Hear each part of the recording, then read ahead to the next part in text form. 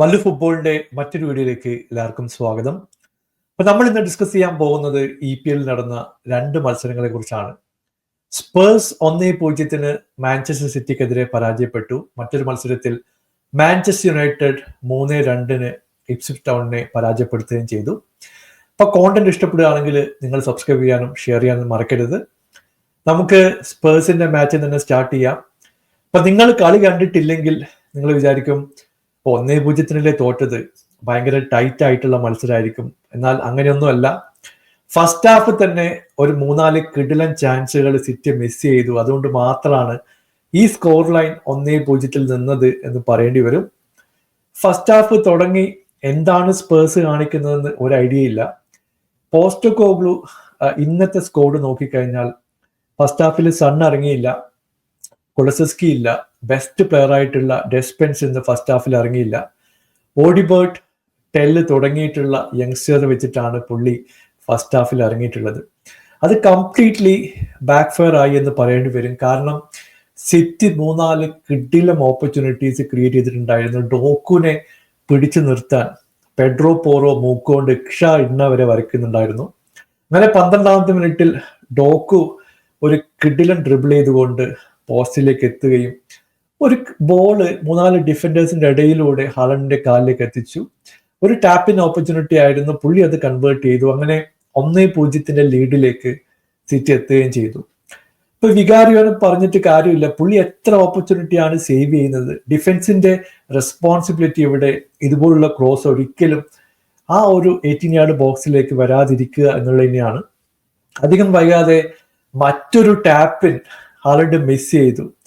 പുള്ളിയുടെ കാലിബറൊക്കെ വെച്ച് നോക്കുകയാണെങ്കിൽ ഈസി ആയിട്ട് കൺവേർട്ട് ചെയ്യുന്ന ഒരു ഓപ്പർച്യൂണിറ്റി ആയിരുന്നു.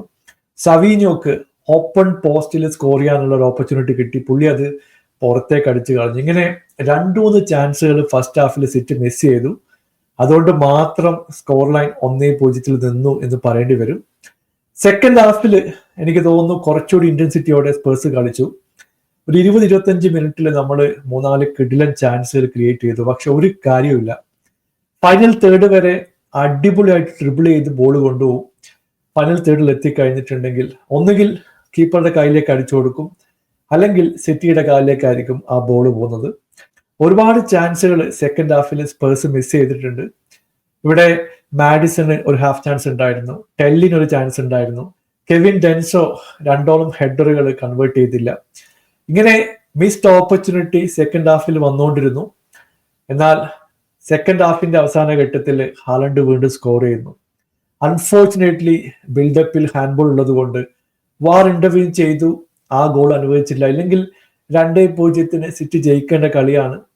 അവർക്ക് സെക്കൻഡ് ഹാഫിലും ചാൻസുകൾ ഉണ്ടായിരുന്നു. ഇവിടെ സിറ്റിയുടെ ഡിഫൻസിനെ എടുത്തു പറയുന്നുണ്ട്. എസ്പെഷ്യലി മത്തായിസ് ന്യൂനസ് ഒക്കെ നല്ല രീതിയിൽ 3-4 ചാൻസുകൾ ബ്ലോക്ക് ചെയ്യുന്നതിൽ വിജയിച്ചു എന്ന് പറയേണ്ടി വരും. എഡേഴ്സൺ പുള്ളിയുടെ സൈഡിൽ നിന്ന് 1-2 സ്റ്റോപ്പുകൾ ഉണ്ടായിരുന്നു. ഇപ്പോൾ ക്ലിനിക്കൽ ആയിട്ടുള്ള ഒരു ഫിനിഷർ ഇല്ലാത്തത് നമുക്ക് നല്ല രീതിയിൽ തന്നെ എഫക്റ്റ് ആവുന്നു എന്നുള്ള മറ്റൊരു മത്സരമാണ് കാണുന്നത്.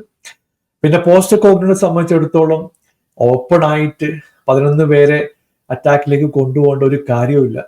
1-0 ലീഡൊക്കെ ആകുമ്പോൾ കുറച്ചുകൂടി ഡിഫൻസ് കൗണ്ടർ അറ്റാക്ക് ഒക്കെ കളിക്കാമെന്ന് പുള്ളിക്കറിയാം. പുള്ളി ഒരിക്കലും പഠിക്കില്ല എന്ന് കച്ച കെട്ടി ഇറങ്ങിയിരിക്കുന്ന ഒരു കോച്ച് തന്നെയാണ്. എന്തായാലും പെപ്പ് വീണ്ടും നമ്മളെ ഔട്ട് ക്ലാസ് ചെയ്തു എന്ന് പറയേണ്ടി വരും. 1-0 സിറ്റി വിജയിക്കുകയും ചെയ്തു. മറ്റൊരു മത്സരത്തിൽ മാഞ്ചസ്റ്റർ യുണൈറ്റഡ് 3-2 ഇപ്സ്വിച്ചിനെ പരാജയപ്പെടുത്തി.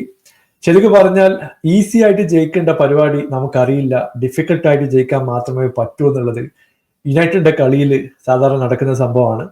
ഇന്നും 1-2 ഇൻസിഡന്റ് അങ്ങനെ ഉണ്ടായിരുന്നു. കളി തുടങ്ങി ഒരു ബ്ലണ്ടറിലൂടെയാണ് മാഞ്ചസ്റ്റർ യുണൈറ്റഡ് സ്റ്റാർട്ട് ചെയ്തിട്ടുള്ളത്. ഇപ്സ്വിച്ചിന്റെ ഡിഫൻഡർ ഒരു ലോങ് ബോൾ ഇടുന്നു. ഇവിടെ ജേഡൻ ഈ ബോളിനായിട്ട് ചേസ് ചെയ്യുന്നുണ്ട്. എന്നാൽ പാട്രിക് ഡോർഗു ഇത് ഷീൽഡ് ചെയ്തുകൊണ്ട് ഒനാനോട് പിടിക്കാൻ വേണ്ടി പറയുന്നു. ഇവര് തമ്മിൽ സംസാരിക്കണ്ടേ, എന്താണ് കമ്മ്യൂണിക്കേഷൻ എന്ന് യാതൊരു ഐഡിയ ഇല്ല. അവസാന നിമിഷം ഡോർഗു ലെഫ്റ്റ് സൈഡിലേക്ക് ഒരു ടച്ച് എടുക്കുന്നു.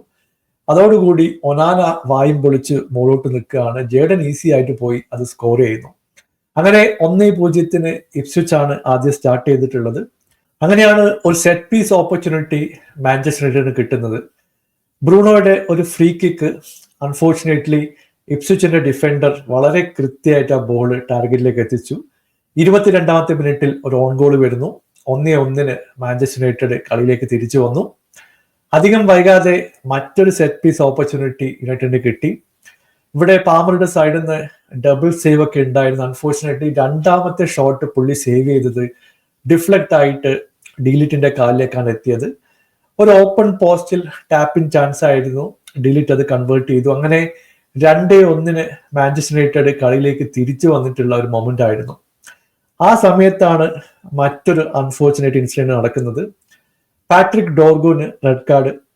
ഹച്ചിൻസൺ ഏതാണ് മിഡ്ഫീൽഡിലെ വിങ്ങിൽ നിന്ന് ബോളുമായിട്ട് മുമ്പോട്ട് പോകാൻ ശ്രമിക്കുന്നു. ഇത് ചലഞ്ച് ചെയ്തിട്ടുള്ള പാട്രിക് ഡോർഗു പുള്ളിയുടെ കാല് ബോൾ ടച്ച് ചെയ്യാതെ ഡയറക്റ്റ് ആയിട്ട് ഷിന്നിലേക്കാണ് പോയത്. വാർ ഇന്റർവ്യൂ ചെയ്തു. സ്ട്രെയിറ്റ് റെഡ് കാർഡ് കിട്ടി. പാട്രിക് ഡോർഗുവിന് പുറത്തു പോകേണ്ടി വന്നു. അങ്ങനെ ഫസ്റ്റ് ഹാഫിന്റെ ഇഞ്ചുറി ടൈമിൽ മറ്റൊരു മിസ്റ്റേക്ക് ആണ് മാഞ്ചസ്റ്റർ സൈഡ് നമ്മൾ കാണുന്നത്. ഇവിടെ ജേഡൻ തന്നെയാണ് സ്കോർ ചെയ്യുന്നത്. പുള്ളി സ്കോർ ചെയ്യാൻ വേണ്ടി അടിച്ച ഷോട്ടൊന്നുമല്ല. റൈറ്റ് വിങ്ങിൽ നിന്ന് ഒരു ക്രോസ് പോസ്റ്റിലേക്ക് ഇടുന്നു. ഇവിടെ യുണൈറ്റഡിന്റെ സൈഡിൽ നിന്ന് മെഗ്വർ അടക്കമുള്ള ഡിഫൻഡേഴ്സ് ഉണ്ട്. ഒനാന നോക്കി നിൽക്കുന്നുണ്ട്. ഇവിടെ ഡിലാപ്പ് ഈ ബോൾ ടച്ച് ചെയ്യാൻ വേണ്ടി ശ്രമിക്കുന്നു. പക്ഷെ പുള്ളിക്ക് അത് കിട്ടിയില്ല. അങ്ങനെ 3-4 പേരുടെ ഇടയിലൂടെ ഈ ബോള് പോസ്റ്റിലേക്ക് എത്തുകയും ചെയ്തു.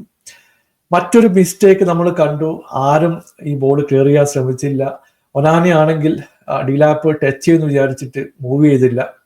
അങ്ങനെ 2-2 ഇപ്സ്വിച്ച് കളിയിലേക്ക് തിരിച്ചു വരുന്ന സിറ്റുവേഷൻ ആണ് ഫസ്റ്റ് ഹാഫിൽ നമ്മൾ കണ്ടത്.